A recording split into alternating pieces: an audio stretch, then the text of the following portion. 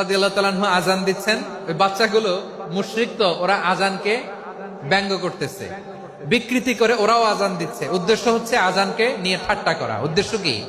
ঠাট্টা করা। ব্যাপারটা মনে কষ্ট পাওয়ার মতো ব্যাপার না? কিন্তু বিশ্বনবী ওইখানে দেখেন কি খুঁজলেন। বিশ্বনবী খেয়াল করলেন অমুসলিম কিশোরদের মধ্য থেকে একটা কিশোরের গলাটা বড় দরাজ গলা, কণ্ঠটা বড় সুন্দর। খেয়াল করে দেখলেন যে কিছু কিশোর বেলালের আজানকে ব্যঙ্গ করে, বিকৃতি করে, কিন্তু একজনের কণ্ঠ দেখতে পাচ্ছেন না এত দূরে, কিন্তু কণ্ঠটা বড় সুন্দর, দরাজ গলা। বিশ্বনবী সাহাবীদেরকে বললেন, ধরো এগুলারে, ধরো। সবগুলারে ধরে বিশ্বনবীর সামনে আনা হলো। ওরা হাঁটু গেড়ে বসলো। বিশ্বনবী বললেন, তোমাদের মধ্যে কে যেন ব্যঙ্গ করে আজান দিচ্ছিল, তার গলাটা বড় উঁচু, গলার বেসটা বড় মজবুত, মেলোডিয়াস, সুমধুর কণ্ঠ। কে? আবু মাহজুরা বলে, আমার বন্ধুরা সবাই আমার দিকে আঙ্গুল দেখায়, আমি পড়ে গেছি বিপদে। রাসূল সাল্লাল্লাহু আলাইহি ওয়াসাল্লাম বাকি অমুসলিম তরুণদেরকে ছেড়ে দিলেন, বললেন তোমরা যাও। এবার আবু মাহজুরারে পাইছে। আবু মাহজুরার চুলের মধ্যে হাত দিলেন বিশ্বনবী, মাথায় হাত দিয়ে বললেন, এবার আজান দাও দেখি।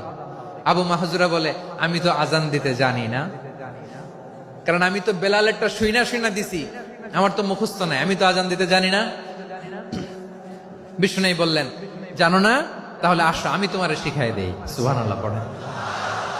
আবু মাহজুরা হাঁটু গেড়ে বসে, বিশ্বনবীর মোবারক হাত আবু মাহজুরার চুলের মধ্যে। বিশ্বনবী আজানের মুআল্লিম আবু মাহজুরাকে বলতেছে, ঠিক আছে তোমারে শিখাই দিচ্ছি, আমি যা যা বলবো আমার সাথে সাথে বলো, পারবা? আবু মাহজুরা বলে, পারবো। বিশ্বনবী আজান দিচ্ছেন মাথায় হাত দিয়ে, আল্লাহু আকবার, আল্লাহু আকবার।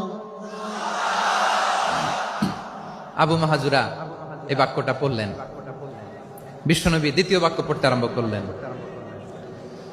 আল্লাহু আকবার,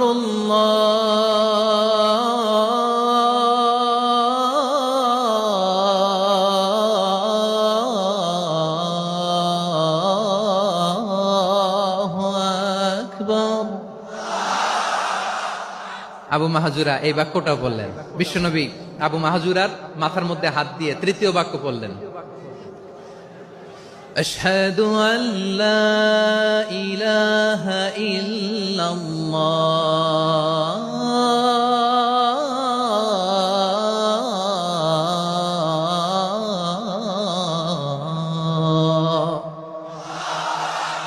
আবু মাহজুরা তৃতীয় বাক্য পড়লেন। বিশ্বনবী একটা বাক্য পরে আবু মাহজুরা পরে, বিশ্বনবী পরে আবু মাহজুরা পরে। আবু মাহজুরা কিন্তু অমুসলিম, মুশরিক। আবু মাহজুরা বলে,